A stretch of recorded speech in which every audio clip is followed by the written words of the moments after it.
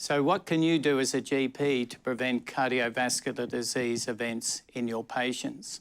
The first thing I would say is to do an absolute risk score in all of your patients aged 45 to 74 years of age who are not known to have overt cardiovascular disease, and in those aged 30 years and above who come from Aboriginal or Torres Strait Islander backgrounds.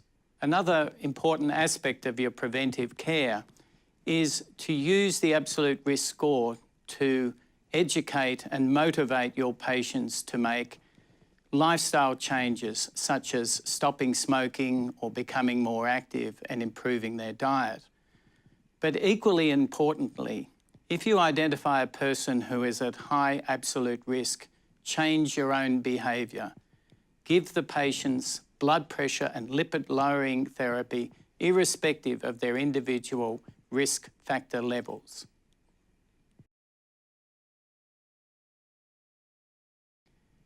Utilisation of the new Heart Health Check MBS items.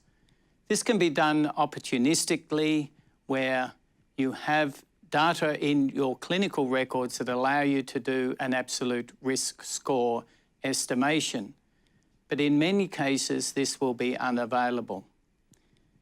In such cases, it's a good idea to systematically search your databases for people who you wish to review in the age groups of 45 to 74 years who don't have overt cardiovascular disease, or in Indigenous peoples who are aged 30 years and above, and request them to come in and be seen by your practice nurse or Aboriginal or Torres Strait Islander health worker.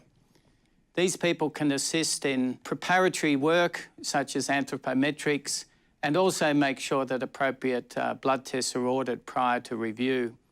Taking this systematic approach, you should be able to make a reliable absolute risk score estimation on that 20-minute visit, which you can organise systematically.